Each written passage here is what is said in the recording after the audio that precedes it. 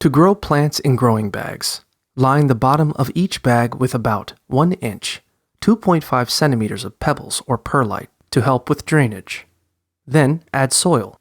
For most plants, an equal mixture of moss, compost, and vermiculite works well.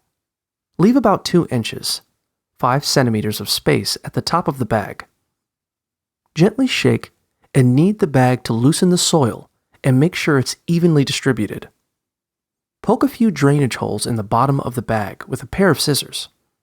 Space them out about half an inch, 1.3 centimeters apart. Put the bag in a location that gets the right amount of sunlight for your plants and scoop out enough soil to make room for the roots. Insert the root ball into the hole, then fill in around the roots with loose soil.